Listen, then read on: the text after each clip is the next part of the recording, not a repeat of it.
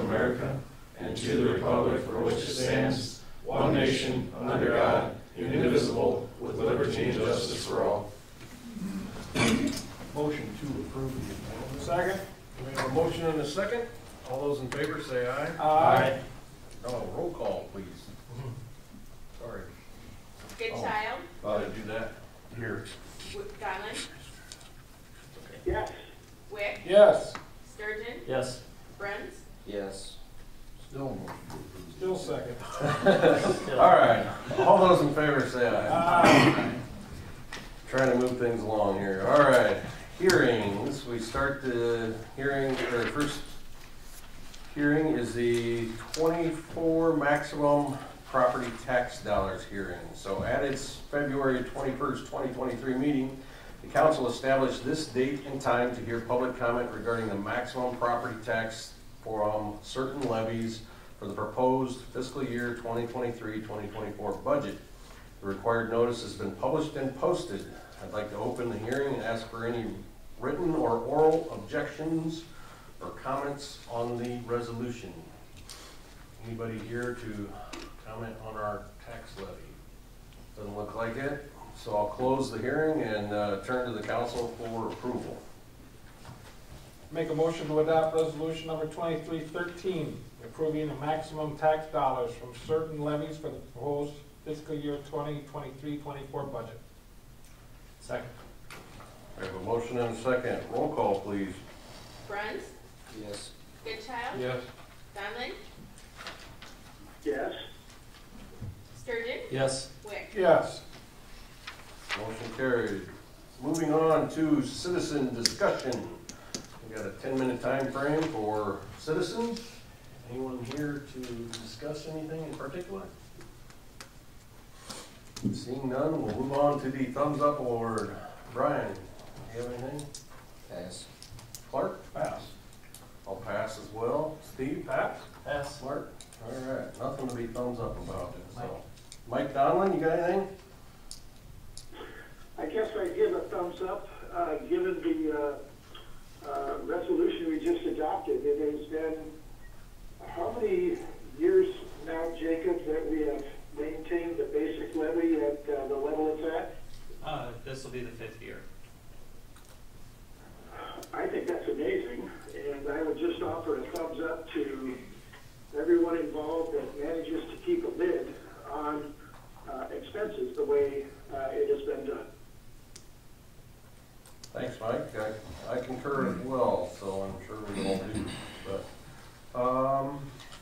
moving on to consent items. So under the list of consent items, we have an approval of the February 21, 2023 regular meeting minutes, a list of bills for period ending 2/28/23, a renewal of the liquor license outdoor service area for Bob's, and a new 5-day liquor license for Bob's out at the fairgrounds, and a urban revitalization tax exemption requests. Motion to approve consent items 1 through 4. Second. I have a motion and a second. All those in favor say aye. Aye. Opposed? Motion carried. Moving on to action items. We've got a 2023 storm sewer improvement project. So council set this date to consider bids received for the 2023 storm sewer improvement project. Bids were received and opened March 1st, 2023 at 10 a.m. The project is between 12th Street Southwest and Prospect Street Southwest and involves the piping of the current open drainage ditch. Bids received are as followed. Cleveringa Excavating, $464,493.62. And if you throw in the alternate number 1, it goes to $715,603.62. Sub Surfco LLC submitted a bid for $576,069.85, and with the alternate, $853,614.85. Administration is recommending the council accept the bids and award the project to Cleveringa Excavating. The project estimate was $335,000 for the base or $605,000 with alternate one. The project could be funded by American Rescue Plan Act funds or because it's within our urban renewal area tax incremental financing. You suggest Okay. we go with alternate, Jason? I would, yeah. It's the better deal. Okay. I've never worked with this company. They're out of Alton, I believe. So, I mean, I have no issues with them. It's just, we threw in the alternate one to finish up the west end of that drainage ditch. Just figuring here, like I said, that if we did alternate one, it is a better deal. The base bid actually came in about 38% over estimate. With the alternate, it's 18% over. So, and then the second thought here in talking to Jacob this morning, I think funding wise, I know initially discussion was with using ARPA, but probably the better route is to use a TIF in this. We probably shouldn't use any storm because I was gonna ask about that. storm's only at 220 right now, Oh, that's where our balance is? Yeah. 220, okay. I was gonna ask about and that. I don't want to heat that up, I guess, Right, for the right. other projects. That makes sense. So, But you'd go with TIF on the full amount? yeah. Can that be determined after we accept it, or how can that, do we have to? We already have it as a project in our urban renewal plan. Yeah, I prefer we designate the funds right now. I think we could decide later on, but I don't know at what point we would decide that. If we Well, that's decide fine. as an I action mean, if item. that's the route you think we should go on. This would get it entirely underground.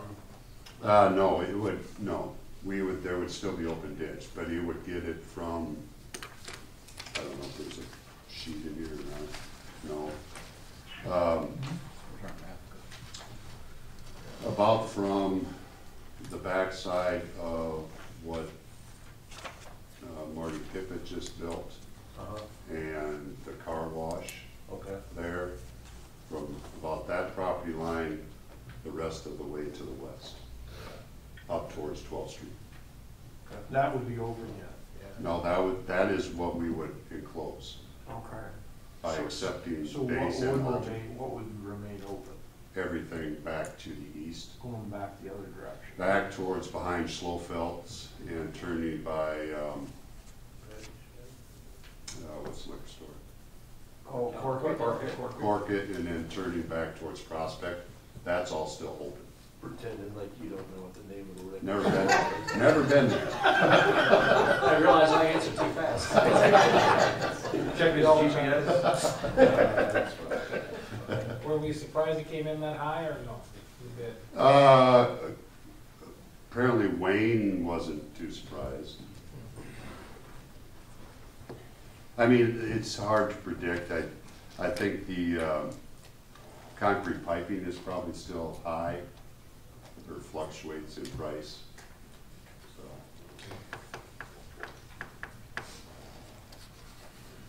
Motion to adopt resolution number 2314, awarding a contract for a 2023 storm sewer improvement project to Cleaver Lingala Excavating in the amount of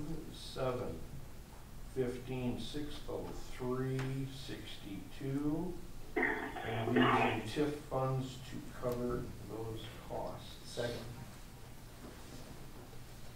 We have a motion and a second. Roll call, please. Donlin, Yes.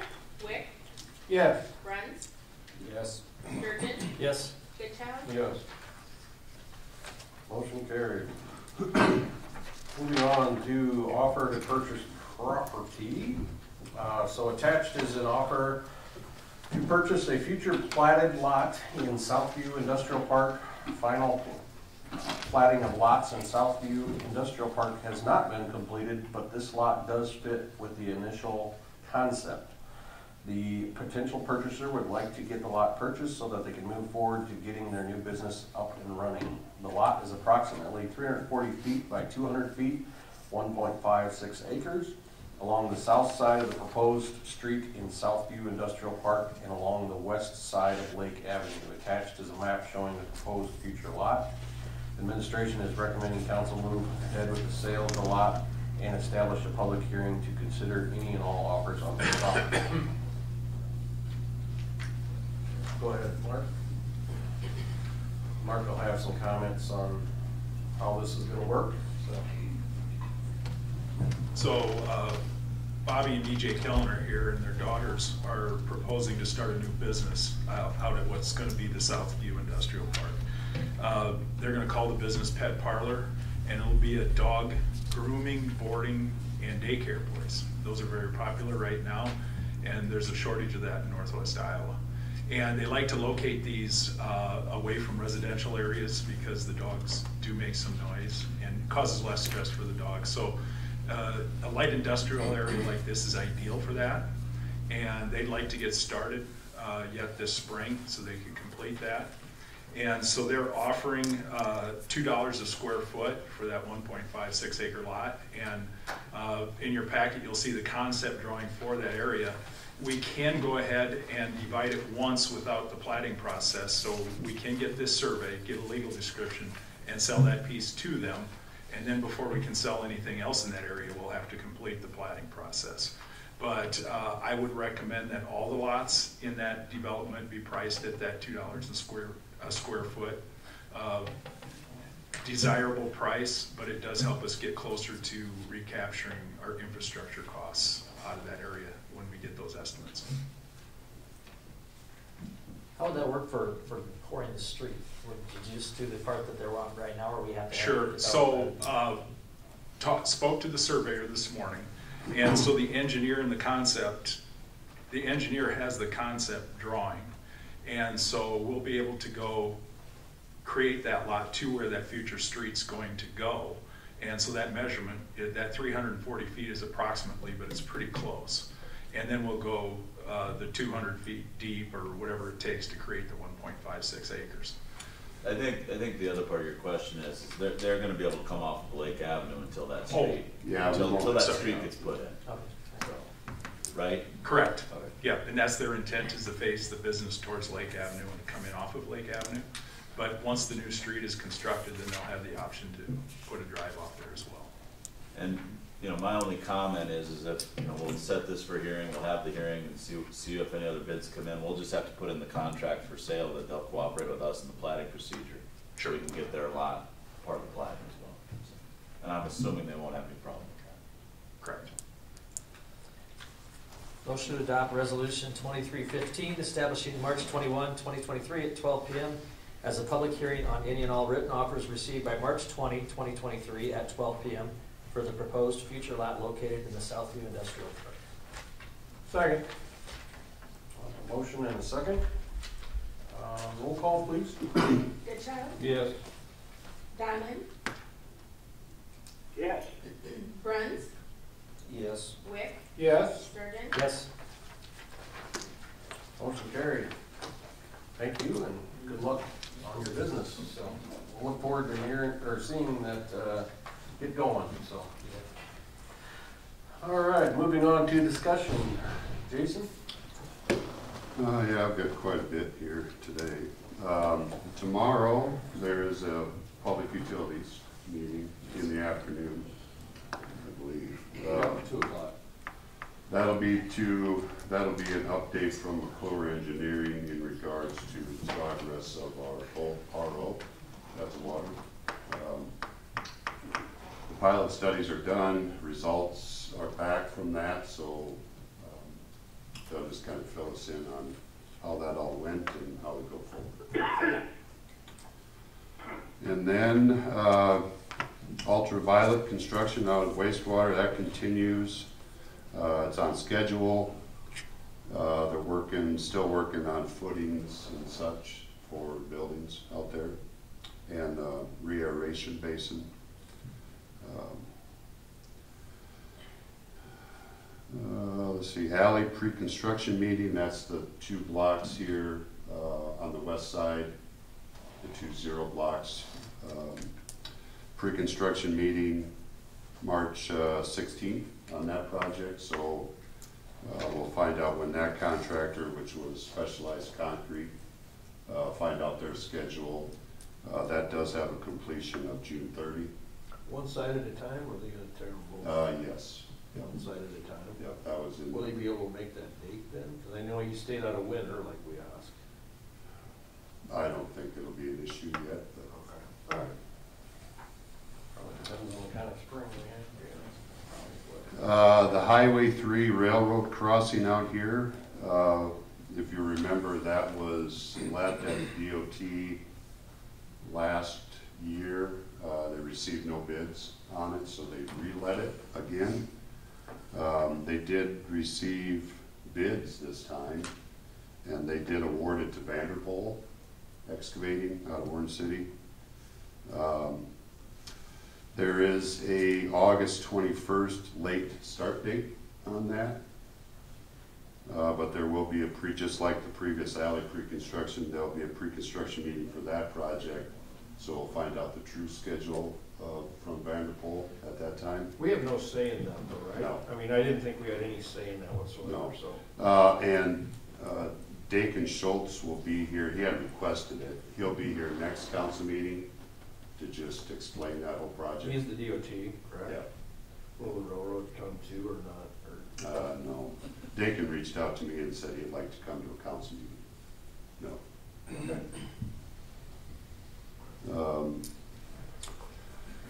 Let's see, the next meeting we have the urban renewal plan update will come back, but Monday, as a requirement, I had the consultation meeting with Plymouth County supervisors and Lamar School District. Neither one showed up, which is not a surprise, but so that was held. That's a requirement by Iowa code that we do that. Plywood 1A, I just drove down there this morning. Goverson Smith continues to work on those bridge piers. That appears to be on schedule. Engine braking signs, if you remember, it was a few meetings ago, you guys approved engine braking signs be placed on the bypass. Those are up. So everybody should be complying with that, I'm assuming. And then I have a thumbs up. Saturday I attended the 2023 Plymouth County Pork Producers Banquet. First time I'd ever been to one. Because of that, I now am a Plymouth County pork producer. Never in my 52 years did I think I would be a pork producer. But, Literally or figuratively? huh? Did you take a pig home? No. Okay, all right, just checking. No, I'm searching for pigs, so I will be buying some pigs. not in town though, right? No, not in fact. So at that banquet, they crowned their, and Jan can chime in too, because she had a granddaughter that was there. They crowned their Plymouth County Pork Queen and Princess, and 2 Lamar's students, FFA members, got those honors. Kayla Langle is a Plymouth County Pork Princess, and my daughter, Sarah, my youngest daughter, is the Plymouth County Pork Queen. So, thumbs up to this. No wonder you're a pork producer. Well, I hadn't. What they serve for lunch?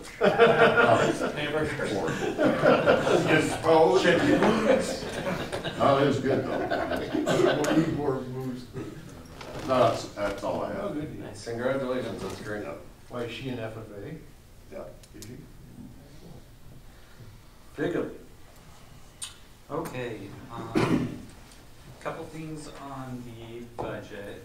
So first I'll start off with, I sent out the updated budget books.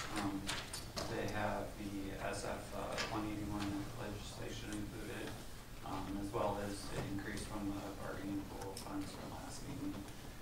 So right now, we're looking at a deficit of $96,970. So that's kind of, that's where the budget sits with the levy of 11.9.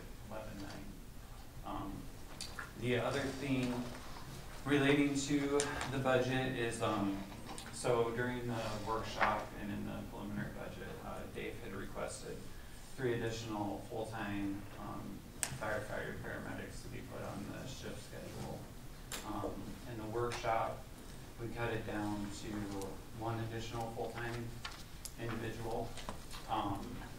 And in doing that, we had just cut the wages in the third, basically, to get that amount.